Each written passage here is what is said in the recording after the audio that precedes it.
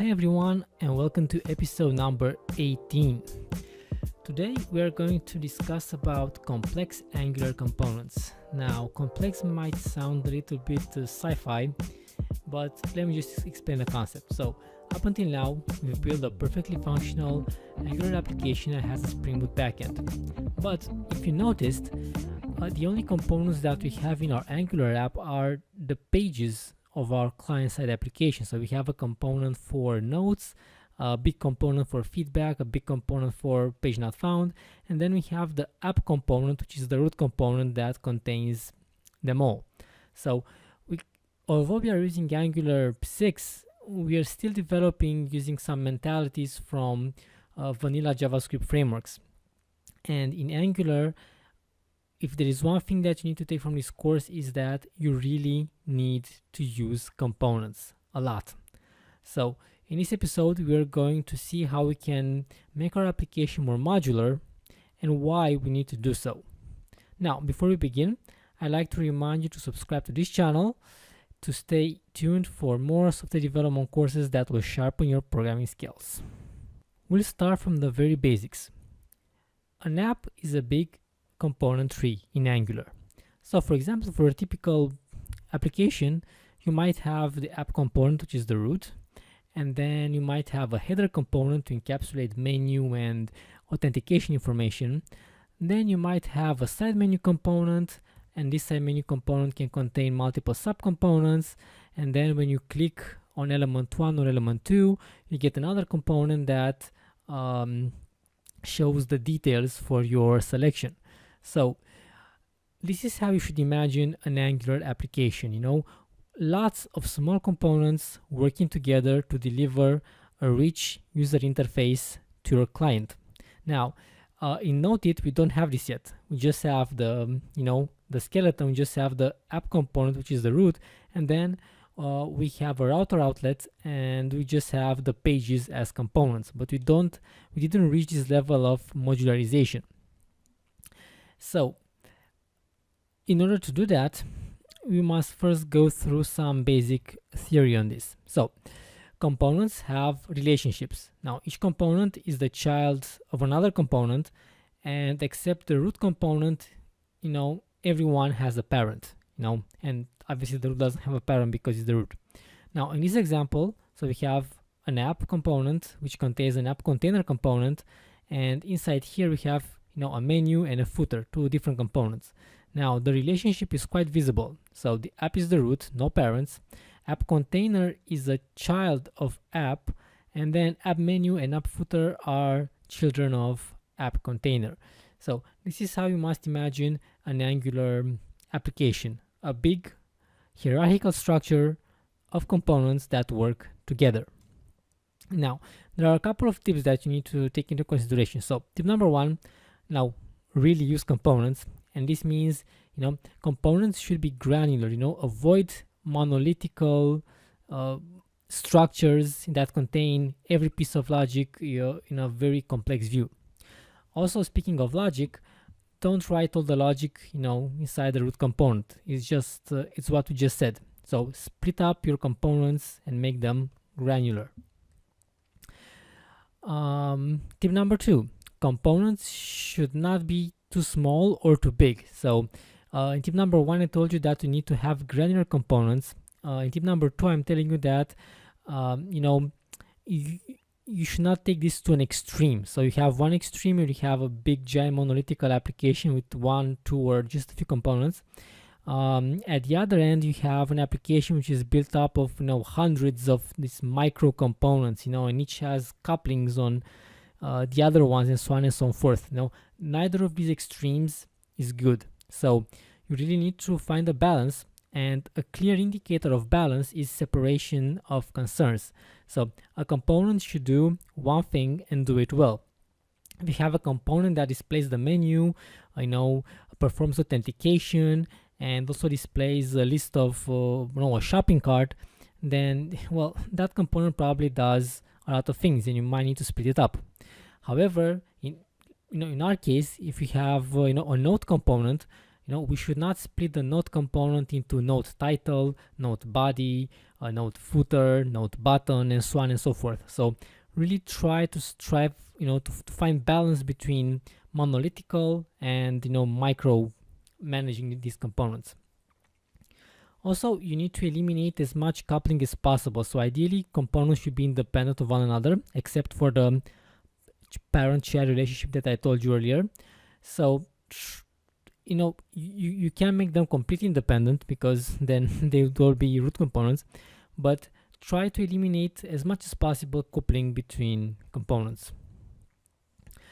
We discussed about microcomponents and about the balance that you need to find. So obviously this balance is not going to be very straightforward sometimes, and you might struggle with it for a little bit. What I do, and what I can tell you from my experience, is that I just go with something really simple. I see that it works, then I take a really good look at it, and if it doesn't feel right, I just refactor my code and create additional components, or group together some micro components, and I refactor as many times as I think, as many times as are needed. So I don't impose myself, I have to get things right in the first place, or in the on my second trial.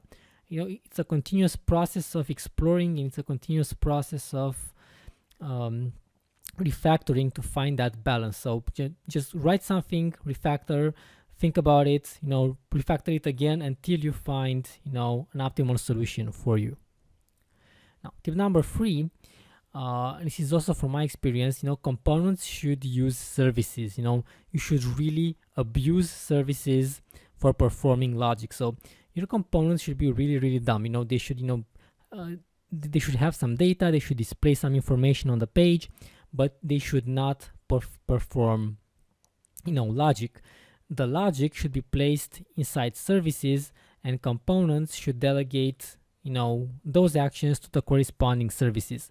It's pretty much what we did with the API service. So our components don't need to know anything about HTTP. They just delegate to the API service, and that service takes care of things. I don't know, if you're building a workflow application, how you draw a workflow, it should not be logic inside a component. Instead, you should create a service that handles workflow logic, and then every component that needs to have access to that just delegates to that service. And this is really important, because you make a clear boundary between logic and display, and it also makes your code a lot testable, because services are 10 times easier to test than components. Okay, now that being said, I think it's time to write some code and see how we can improve our application to be a little bit more granular. If we take a quick look at our app, we can immediately see the structure of our component tree. So we have the root component, and then we have pages. So feedback page, the navigation page, the not found page, and the notes page. And each page, it's a component. But the notes component, if you look at this HTML, it's pretty big, and also if we look here, our component does quite a lot of things. So it manages notebooks, it manages notes, and it's really responsible for a lot of things. And this is a first sign that we have mixed responsibilities in here. We have one component that grabs notebooks, handles notebook creation, notebook deletion, and then we have the same component that handles notes and note creation and note deletion. So this is a pretty clear indicator that this component needs to be split up into multiple components. Another trick that I use to spot these sort of things is ng-for statements. So for example, the notebook list, I'm basically iterating over a list of notebooks, and then I'm writing some HTML template here to manage my notebooks. Now, this would be a good candidate for extraction into a separate component. Other good candidates are, for example, menus. So if you have upper menus, lower menus, side menus, these are also good candidates to extract into different components. And for today, we just pick one of them because, I want to keep things, very short and very clear, we are going to refactor this and we are going to extract the note functionality out of our notes component. So basically, everything that we have, in this template should be extracted into a different component. And then basically, the component rendering and the component bindings and the component events will be in a separate component, and things will be much more granular. And if we actually start our application, things do make sense, because if you look at the UI, you're basically seeing some elements, displayed there. And those elements, again, can give you a pretty good indication of how your components, how your application should be split up into components. This is another tip that you can use to figure out, how to split your application and how to find that right balance. So before we move on, I want to show you this as well, how you can make a visual analysis of your application and decide how to split things up.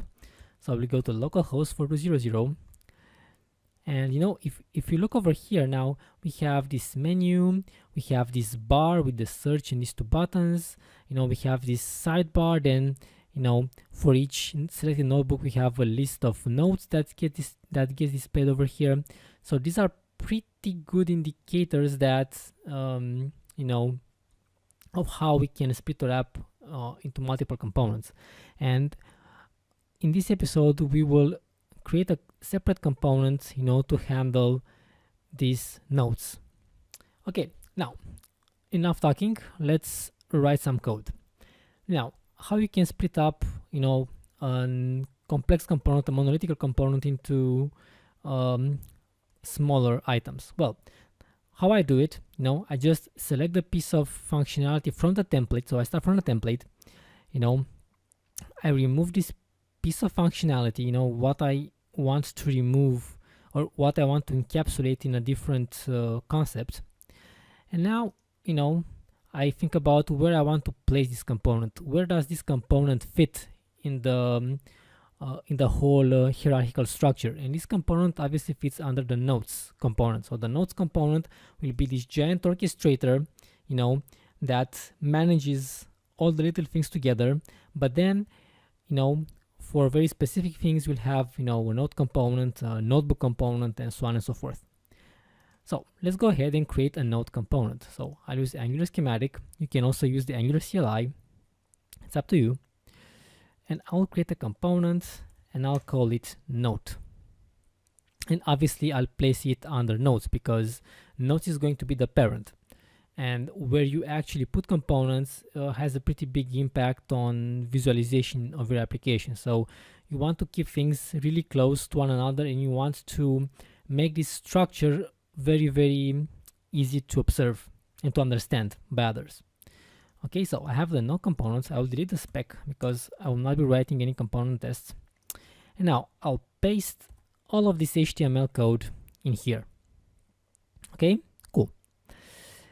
And I have this node component, we have app node is the selector, and then I can come in here, I can remove this piece of code from my nodes component, which is the orchestrator, and I can say, I can replace it with a reference to my newly created component. And I also need to wrap this up with an ng4 directive, because I want to iterate the list of nodes, and for each node I want to use this component to expose data and functionality. So let node of nodes. Okay, we're basically iterating just like we did before. Okay, we'll just let the IDE, take its time. Let's see if this component is in the module. Yep, we have the node component. Okay, so the IDE did this thing. Now we have nodes component. Okay, and now we can go in here. And well, if we try to fire up our application now, and I think it compiled, if I try to rebuild it, then you'll see that we basically get nothing displayed because we get some Angular errors inside here.